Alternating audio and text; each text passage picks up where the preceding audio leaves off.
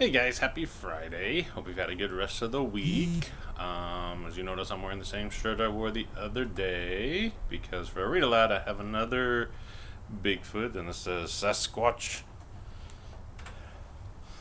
But one is called Bigfoot Cinderella.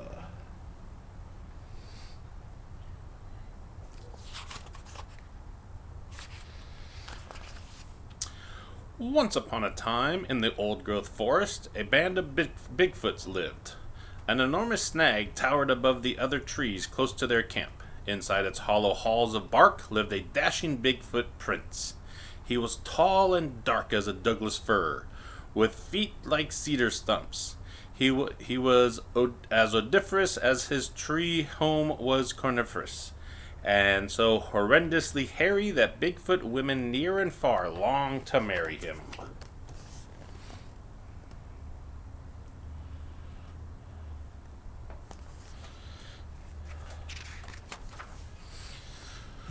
Whenever they saw him lurching along, they blocked his path with deadfalls. They draped wildflowers around themselves. They batted their matted eyelashes to stun him into love. But the prince loved nature best. "No pick flowers!" he bellowed at them in a voice as rough as bark.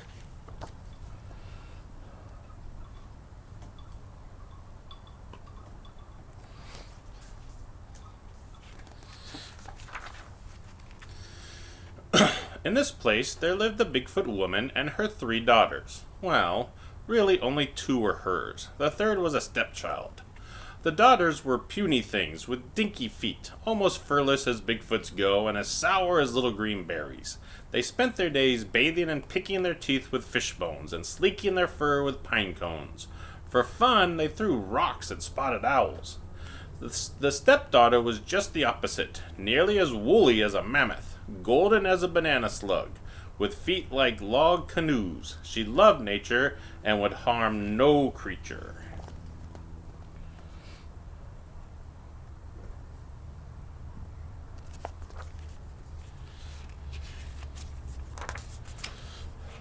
Her stepsisters despised her, and they made her work. Although her name was Ella, they roared at her so much that everyone called her Rella. Rella, fix fire! Rella, catch fish! They forced her to comb her hair and stick wildflowers in it. If she tugged them out, they put back twice as many. In spite of this primping, Rella was sooty from the fire and stinking with fish. So they teased her like stinging mosquitoes. "You beast!" they laughed and held their noses. "You positive freak! You absolute freak!" Then they bathed her a lot in the creek. Eek!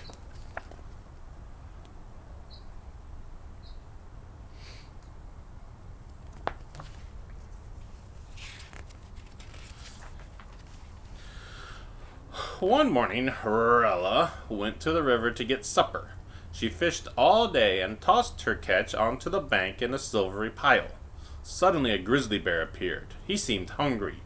Rella was bigger than the bear, so she could have shooed him away, but she was too kind. She let him have the fish. When she shambled home empty-handed, her stepsisters rubbed their bellies and bellowed, "Food, food, food!" They forced her to fish all night.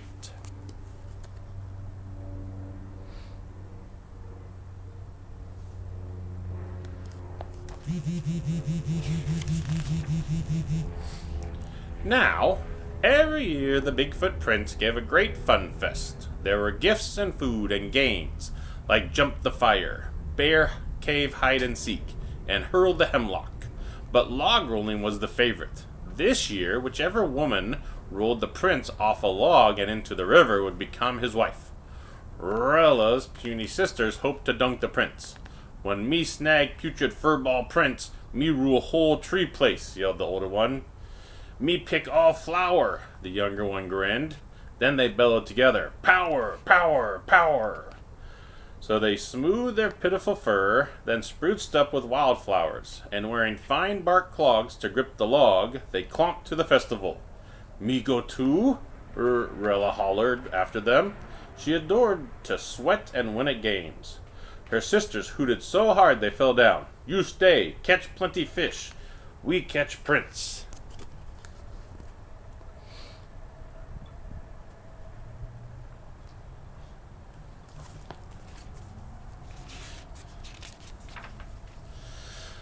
How Rilla longed to go. Sadly, she stared at the river. She saw a fish jump.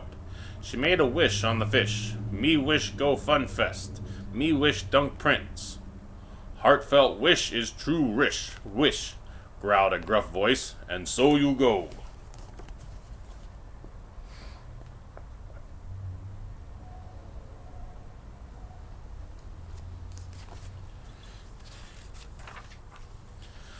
Rilla spun around. She was staring at a bear. The very one she had given fish. Who you? She asked. Me, your berry godfather. Rilla was overjoyed, then underjoyed. She mumbled, Me got no bark clogs. To keep on log. Feet's too big. No, bee-bug brain, snorted her godfather. He swiped the air with a paw, and instantly an enormous pair of clogs appeared. Rilla tried them on. They fit perfectly.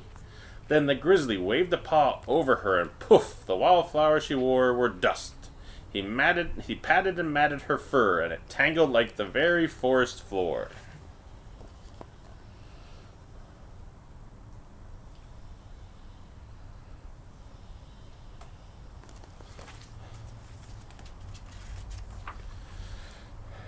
She boomed, Thanks! And gave him a crunching hug.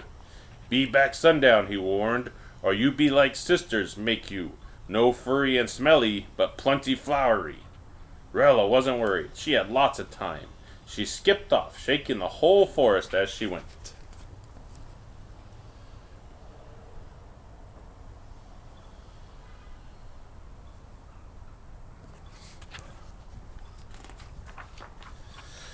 At the Fun Fest, there were Bigfoot women from every clan. The games had begun. One by one, the women leaped onto a log where the prince crouched ready. One by one, he dumped them into the water. Rilla's stepsisters hated games, but to catch the prince, they'd do anything, even give logs a twirl. And they hoped a good drenching might even wash off his stench.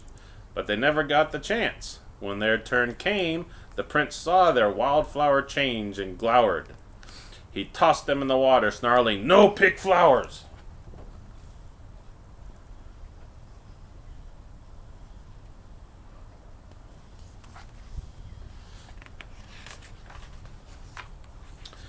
The day grew late. Everyone had tried to win. Everyone had failed. The Bigfoot prince grumbled, Rats! No bride! He was about to slouch home when thunk! Rilla bounded onto the log, pounding her chest and whooping, Me dumb prince! Grunting with all her might, she spun the log like a big twig.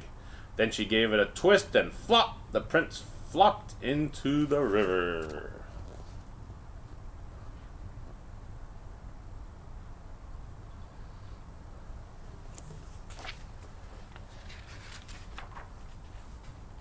There was a stunned silence. The Bigfoots were slow-witted, so it took them a while to figure out what had happened. When at last they began to chant, Bride! Bride! Bride! The sun was setting. Rilla saw that and rushed into the dense trees, shrieking, Eek! Just as her matted fur went sleek and wildflowers began to sprout. The prince lurched from the water, dripping and crushed. His dream woman, shaggy as the forest floor, smelly as a fish, and strong, was gone. Scratching his craggy head, he slumped down on a boulder. Drat! Drat! Drat! He gnashed his mossy teeth. Where my stinking beauty go? Then he saw one big bark clog. Hers. Now perhaps he could find his princess.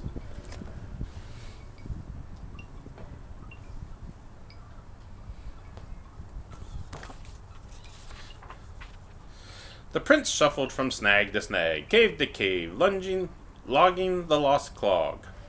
But, though all the Bigfoot women tried it on, it was too large for anyone.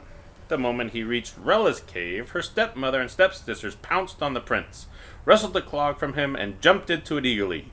Their feet were so small they all fit at once.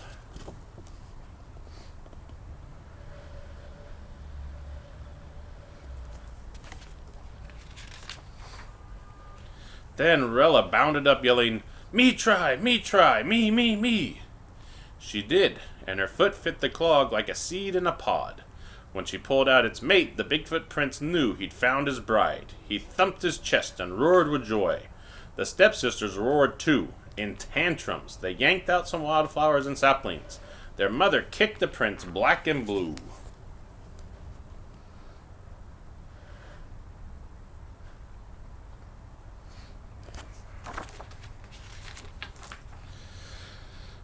So there was a rowdy wedding in the old-growth forest. Everyone was invited. Even Rella's stepmother and stepsisters could come, if they followed these rules carefully. No pick flower, no pull tree, no kick royal family.